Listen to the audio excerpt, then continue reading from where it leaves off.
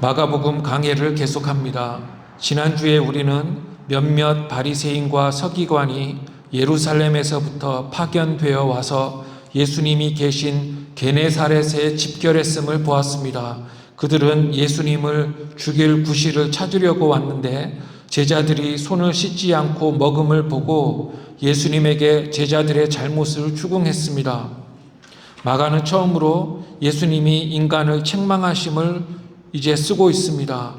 예수님은 바리새인들을 겉과 속이 아주 다른 외식하는 자로 부르셨습니다. 그리고 자신의 오류를 찾아서 죽이려는 대적들과 대결하면서 그들 인간 종교 체계의 허울을 적나라하게 드러내셨습니다. 예수님은 그들 유대 지도자들이 입으로만 하나님을 공경한다는 이사야서의 구절을 인용하시면서 그들이 성경을 이용하여 인간 종교를 만들어 지키지만 하나님의 계명은 버린다고 책망하셨습니다. 오늘 본문은 지난주 내용의 연속입니다. 예수님은 내 부모를 공경하라는 10계명의 제5계명을 바리새인들과 서기관들이 어떻게 악용했는지를 설명하십니다. 함께 9절을 읽겠습니다. 시작. 또 이르시되 너희가 너희 전통을 지키려고 하나님의 계명을 잘 저버리는도다. 아멘. 이 9절은 8절과 유사합니다.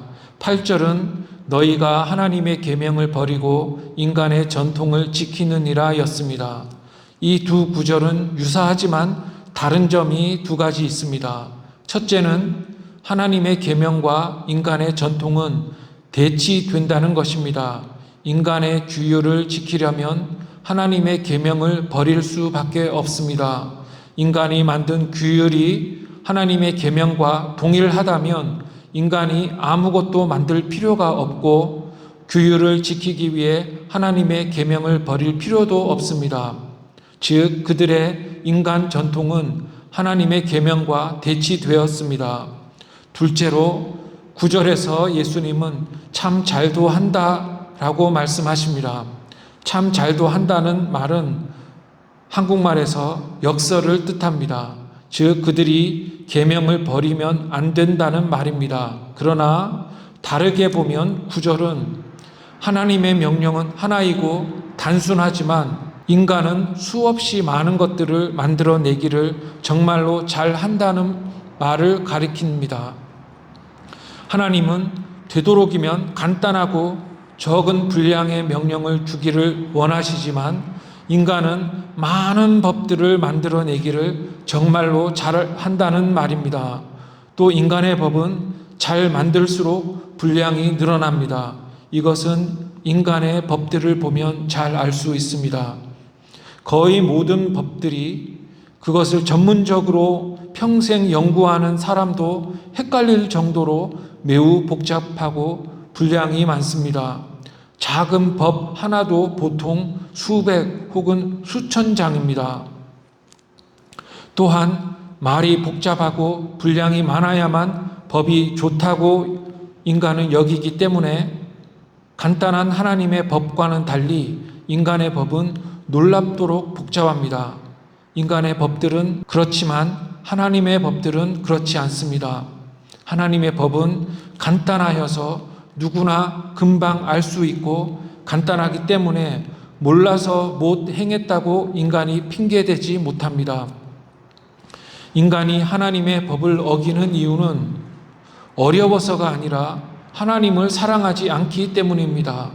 그런데도 인간은 복잡한 법을 잘도 만들어냅니다.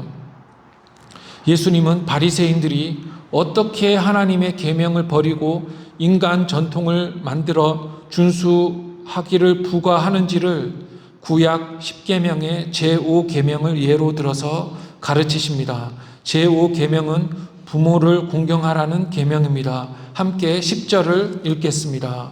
시작. 모세는 내 부모를 공경하라 하고 또 아버지나 어머니를 모욕하는 자는 죽임을 당하리라 하였거늘. 아멘. 모세는 하나님에게서 율법을 받은 자입니다. 하나님은 모세가 가져간 돌판에 10계명을 직접 써 주셨습니다. 즉 계명은 모세가 만들어낸 것이 아니라 하나님이 직접 써 주신 것입니다. 모세가 준비해 간 돌판에 하나님이 계명을 새기셨습니다. 이스라엘 사람 각자가 따로 계명을 받은 게 아니라 하나님이 백성이 따를 계명을 모세 한 사람에게 주셨습니다. 이것은 하나님과 사람 사이에 중보가 있어야 함을 말해줍니다. 즉 모세는 하나님 말씀을 백성에게 전달했습니다. 백성에게 줄 하나님의 계명을 모세가 돌판에 받았습니다. 썩는 양피지나 부서지는 나뭇잎에 글을 썼던 당시에 하나님이 계명을 돌에 새기셨다는 사실은 인간의 것은 일시적이지만 신적 계명과 진리는 영원함을 말해줍니다. 하나님처럼 진리도 영원함을 돌판에 새겨진 계명이 말한다는 것입니다. 영원한 진리를 영원하신 하나님이 주셨습니다. 돌판은 둘이었는데 네 계명은 앞에 한 돌판에 다음 6계명이 둘째 돌판에 있었습니다. 부모를 공경하라는 계명은 둘째 돌판 맨 앞에 있었습니다. 이것은 부모 공경의 중요성을 말해줍니다. 부모 공경으로 사람의 됨됨이를 알 수 있습니다. 인간은 부모를 공경해야 합니다.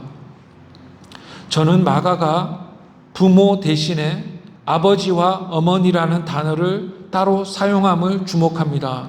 이것은 아버지와 어머니를 동등하게 공경해야 함을 의미합니다.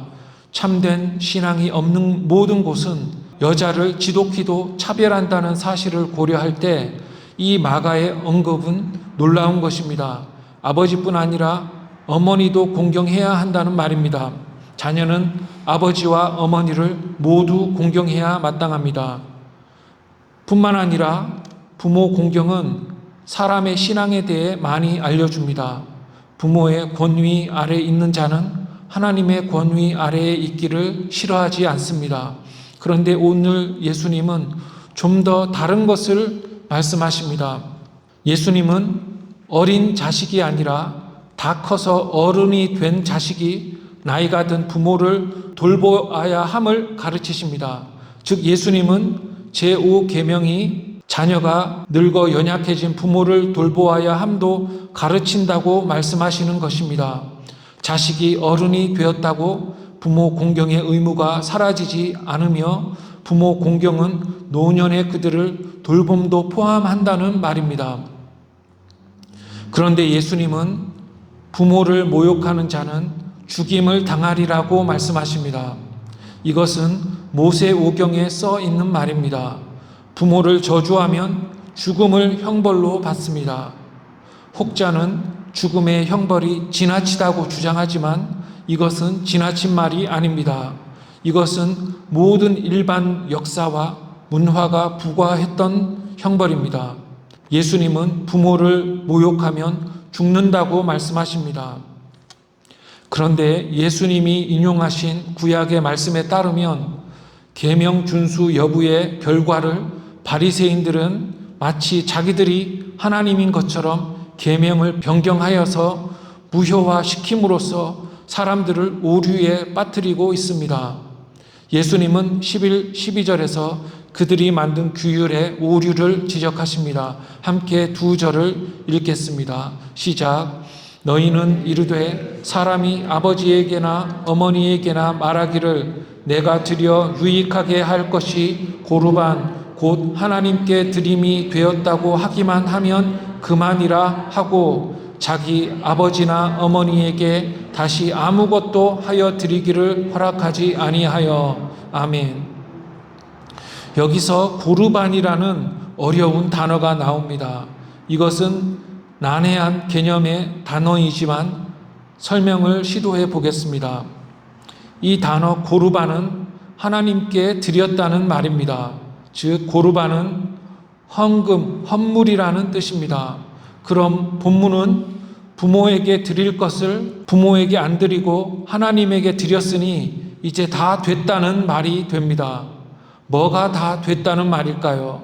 간단히 말해서 부모에게 갈 것이 부모에게 안 가고 하나님께 가도 부모에게 드리지 않아도 부모 공경의 계명이 준수되었다는 말이 됩니다. 이것은 엄청난 말씀의 왜곡입니다. 즉 하나님께 무엇을 바치든지 바치게 되면 부모 공경뿐 아니라 다른 모든 계명이 자동적으로 이행된다는 말은 거짓이라는 말입니다. 바리새인은 그들의 거짓 종교를 활용해서 돈을 받고 하나님의 명령 이행 의무를 면제해 준 것입니다. 모든 세상 종교가 그렇게 가르칩니다. 그러나 하나님께 헌물을 드렸다고 인간의 의무가 없어지는 것이 아닙니다. 이것은 착각일 뿐 아니라 매우 사악한 것입니다. 자신의 허물을 제물로 무마하려는 사악한 시도인 것입니다. 당신이 내 돈을 가져갔으니 이제 내 죄를 사하시오라고 협박하는 것입니다. 자신이 계명을 어긴 범죄를 제물로 갚겠다는 것입니다.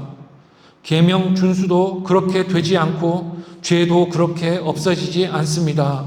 그렇게 헌물을 받은 바리새인은 사람들의 죄를 눈감아주고 사람들은 죄 사함을 받은 줄 알고 계속 죄를 지었고 그들의 삶은 악해져 가기만 했습니다. 제5계명만 그랬겠습니까? 거의 모든 계명에 대해 바리새인들이 그렇게 가르쳤고 그렇게 의무를 부과했을 것입니다.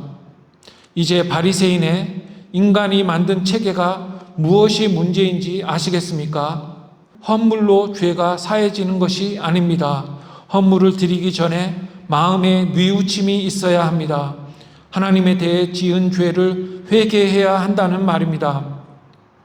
헌금은 죄사함의 원인이 아니라 회개의 표시이어야 합니다. 회개하고 행위를 바꿈이 죄사함의 결과이어야 합니다. 바리새인은 태워 없애는 동물의 제사를 헌물로 바꾸어서 많은 이득을 챙겼습니다.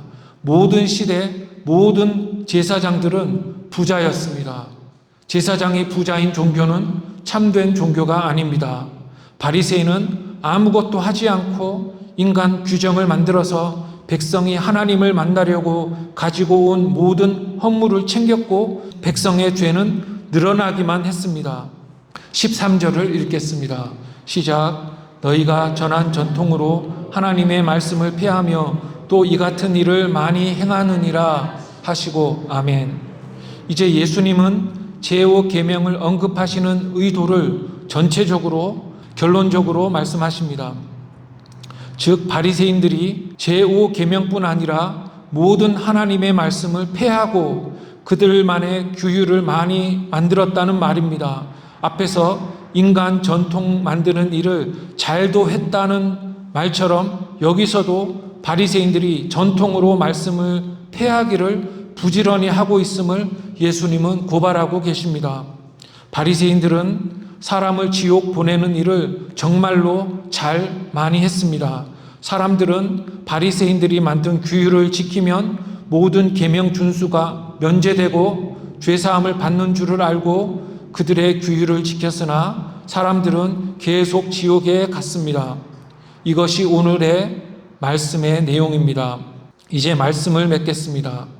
오늘 예수님은 인간이 만든 모든 종교의 착각을, 오류를 지적하고 계십니다. 우리도 올바로 알아야 합니다.